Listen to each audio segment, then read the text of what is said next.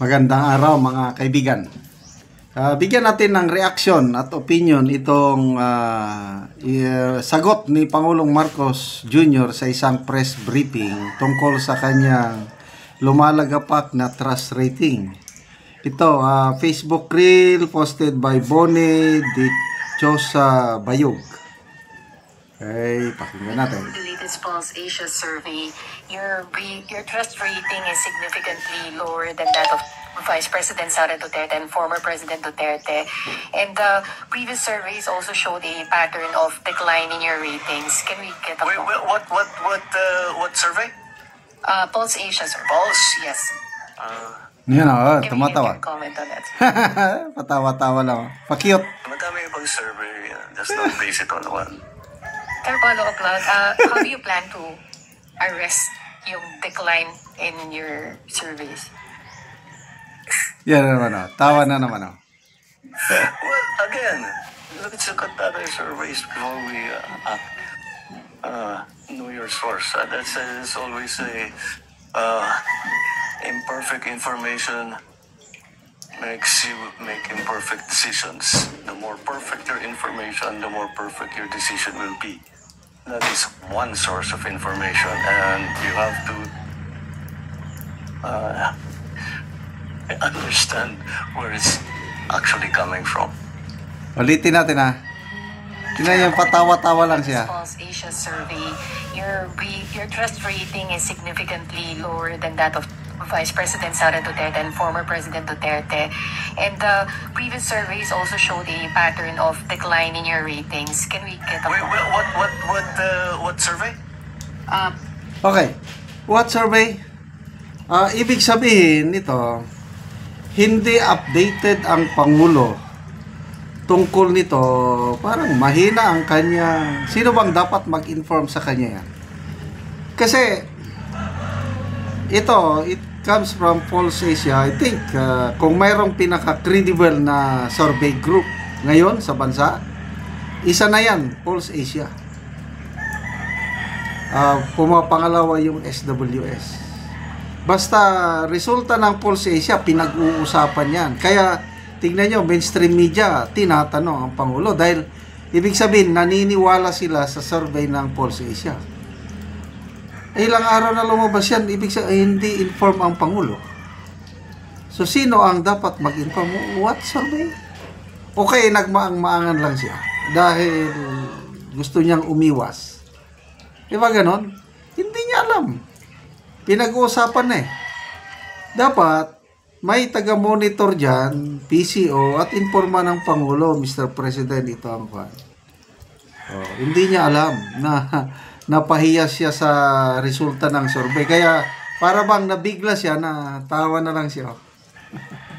Tawa na lang. Makita nyo. Tapos, pansinin nyo yung galaw ng niwi.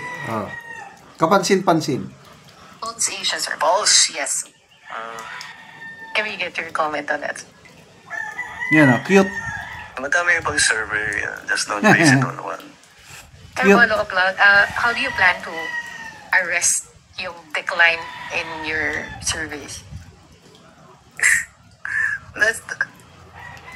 Well, again, let's look at other surveys before we know your source. That's always a imperfect information makes you make imperfect decisions. The more perfect your information, the more perfect your decision will be.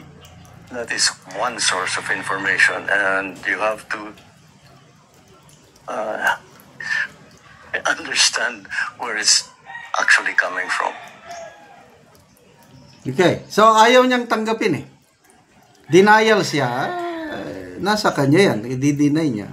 But, to me, very consistent ang resulta ng Pulse Asia. Napaka-credible para sa akin. And, halos parehas sa resulta. Example, WR numero.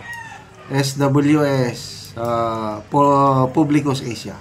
Baka ang sinasabi niyang other survey, baka nasanay na sila sa magagandang resulta ng Tangery at saka Okta. Kasi ang tataas ng rating nilang dalawa ni Speaker Martin Romualdez basta manggaling sa Okta and Tangeray. O yun, kung yan ang pinapaniwalaan niya o nila, ay di so be it. Basta, to me, very credible ang Pulse Asia. Yung survey nila before election na lumagapak ang rating niya, yun din ang resulta ng eleksyon. Ang tunay na survey is yung eleksyon. No one can dispute yung resulta ng eleksyon na mismong kandidato ng Pangulo sa kanyang partido. Partido Federal. Walang nanalo ni isa. Kahit yung partido ng kanyang pinsan na si Speaker Romualdez, yung Lakas CMD, isa lang nanalo. So, yung nanalo sa alyansa, these are big names na kahit hindi sila nakipag-alyansa, kung nag-independent sila, baka mas malaki pang boto nila. O, tingnan nyo yung boto ni na Bam Aquino at Pangilinan. O, di ba, ang taas nila? Kasi hindi sila identified sa Marcos Jr. Administration. Kaya yung sina Senator Soto, Panfilo Lacson, Cayetano, Lito Lapid, they can win on their own. Kahit hindi endorse ng isang Marcos Jr. Kaya, to me, naniniwala na ako na pabagsak na ang, sabi nga ni former Senate President Franklin Drilon, sabi niya, everybody is telling that PBBM is a lame duck president for the next 3 years. Lalo na itong impeachment na sinasabi niya na ayaw daw niya. Kaya lang, paanong ayaw niya na tuloy-tuloy man ang impeachment? Pati anak niya, yun ang unang pumirma. Pinsan niya, yun ang last pumirma. Paano mo masasabing ayaw? Kung talagang ayaw niya, talagang mahina siya dahil hindi niya kayang pigilan ang anak niya at pinsan niya. Ganun lang yun. So, bahala nang matuloy ang impeachment, lalo silang mapapahiya. Bakit? Kasi VP Sara has the numbers. Sigurado matatalo yung impeachment na yan, lalong tataas ang ratings ni VP Sara after itong impeachment trial. Yan po ang nakikita ko. So, tatanungin ulit, ano sabi niya?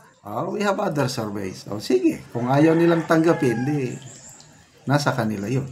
Okay, salamat mga kaibigan sa inyong pagsubaybay sa ating channel. Nakakatulong kayo ng malaki sa tribong Talaandig ng Bukidnon dahil ang income natin sa channel na ito is pantulong sa tribo.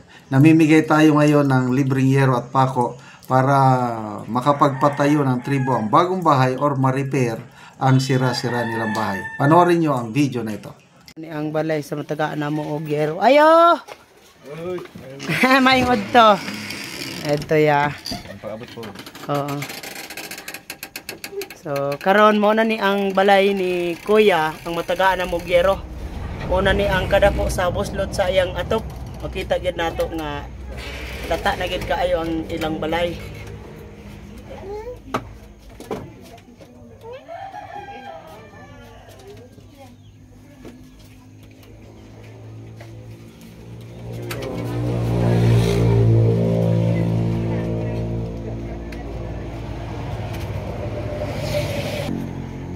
Dire sa ilang higdaanan trapal lang ang ilang na atop.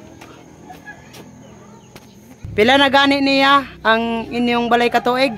Napulo na gyud ni katuig, gusto na nga buslot na gani ang sin.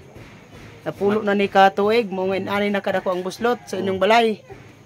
So karon ya atong kuhaon ang ihatag sa imo nga yero. Kay na mayero nga ihatag sa imo. Kay patinog na ko balay na ako kay itabangan ko. O walay ang tabang di gyud tumili sa nang akong sin nga nang buslot na. Busa nagpasalamat ko sa nag-sponsor ani karon. So mo na ni ang gipatindog ni Kuya. Gyud ni akong gipatindog nga balay. Bago nga balay. Bago nga balay, so maayo na gyud. Salamat ko kay Og karon ya unsa ang imong maistorya nga abot tamang gyud ang imong ngero karon maka atop na ka. Makabalay na ka og bago. una salamatan ako ang Ginoo ug ang nag-sponsor ani karon nga nagtabang. Oo. Ay makabalay na gid ni. Oo.